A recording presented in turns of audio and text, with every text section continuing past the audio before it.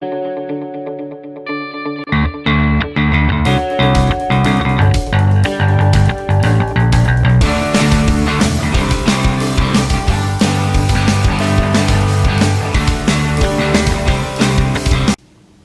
Rowling's.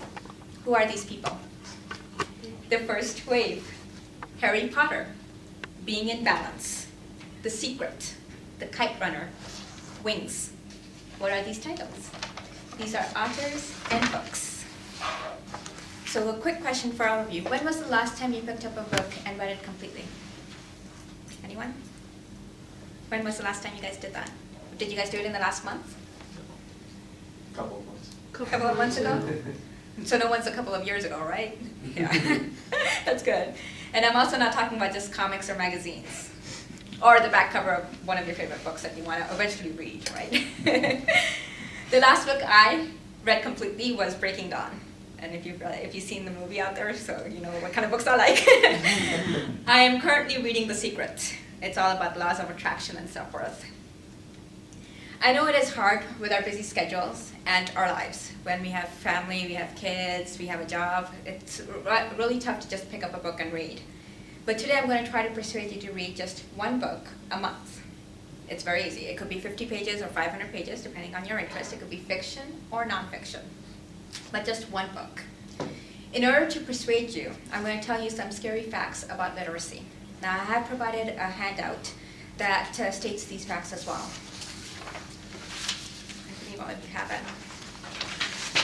So let's begin with some general facts. Since we are in the information age, total information doubles every 9 months. We therefore have to process information faster just to maintain our existing knowledge level. A person after post-secondary education reads only 5 books in his or her lifetime. Yet there are 360,000 books only in the English language that are printed on a yearly basis. There are currently 1 out of 4 children that do not know how to read. This is not all. In terms of adults, our survey was conducted in 2005 by Adult Literacy and Life Skills that they found 4 out of 10 adults between the ages of 16 and 65, representing 9 million Americans, struggle with basic literacy. And anywhere from 18 to 38% of youth do not attain minimum proficiency needed to cope with demands of everyday life and work. These are just some facts. Now, more facts about just America in itself. As of 2011, America was the only country where the current generation was less educated than the year before. Literacy is a learned skill, so you have to actually go to school and learn how to read.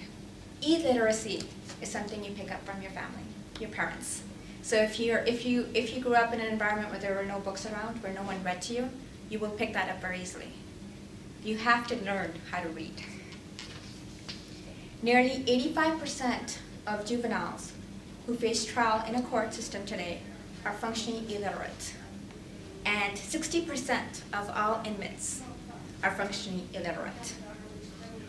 53% of 4th graders admitted to reading recreationally outside, so they would actually go and read a book, while only 20% of 8th graders do the same thing.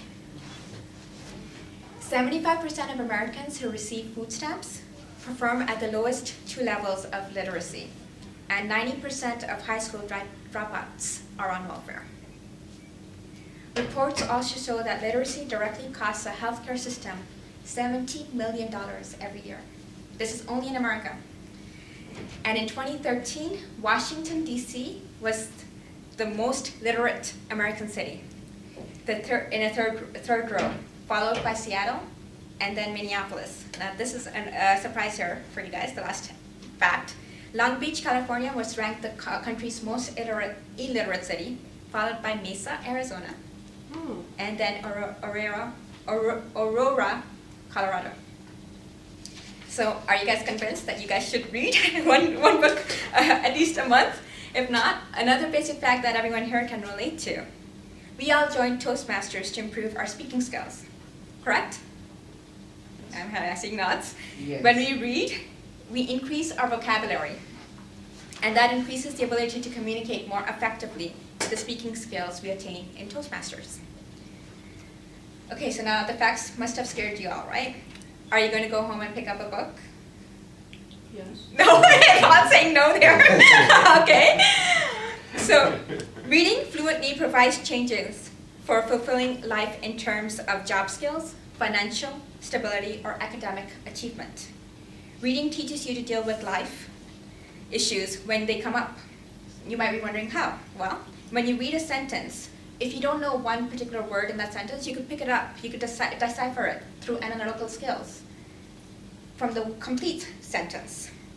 These are skills that you improve on as you keep reading, but these are also skills you attain from education. You're forcing your brain to start thinking in a certain manner. Now, if you have a problem in life, you do the exact same thing. You try to decipher and determine whether this problem is, how serious is this problem?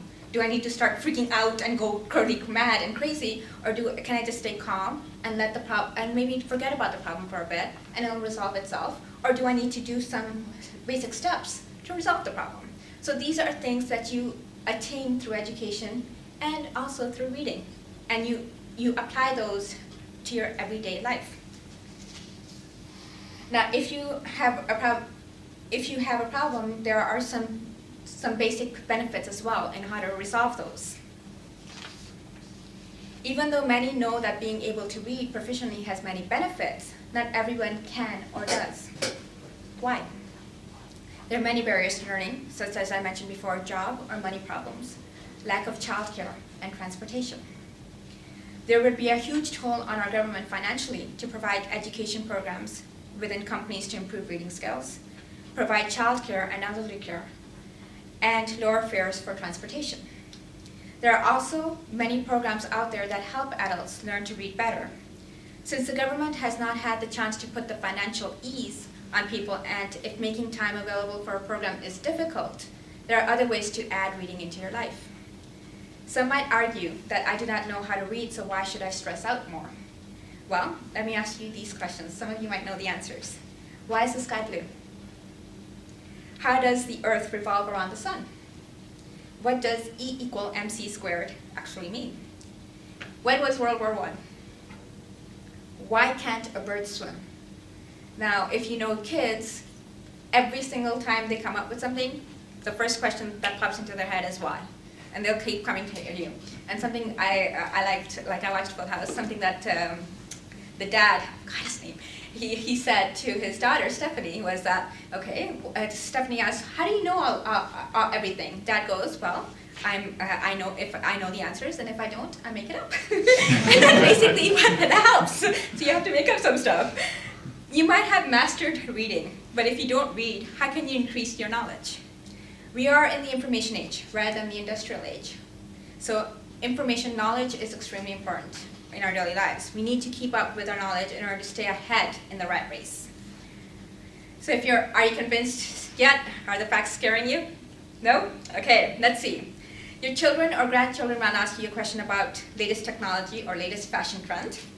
To prevent from being vulnerable to fraudulent activities, to be able to have a debate with your friends, to be able to imagine a different life for a short period of time, to learn about the world we live in, to understand the world we live in, to understand ourselves better, to communicate, to be able to stand up for our rights, to be able to fight for our rights. These are something all of these things is something that we all will face in our lifetimes at one point or another. And we should make time to exercise and eat right. We all know that's important. We should make time to give our brain a workout as well. Reading a book might seem like a huge task, but if you just start reading 1 page or 5 pages a day, you will be that much closer in completing a book. Who knows, it might interest you so much that you won't be able to put a book down. When I started reading the Harry Potter, okay, so I'm big on like these series, Harry Potter books, I think I read 3 books in one night. I didn't sleep. Okay, I did not sleep that night. I had to go to work the next day too. That was bad. And then when Breaking Dawn, Twilight, Breaking Dawn, all of those came, I think because I was still waiting for the last 3 books to show up, I think I read 2 books in that one night. So sometimes you get so into a book that you just don't want to sleep, and I've done that many times. And my husband sometimes really gets upset because I stay up sometimes reading a book. He's like, "Why do you like this?" And he knows I like Nora Roberts books, so he always gets me those on certain occasions. So that's one. It could be a fiction or a nonfiction. For me, it's fiction, but something that interests you. I promise you one thing: you'll be surprised at what you will have gained from this. After all, you are what you read.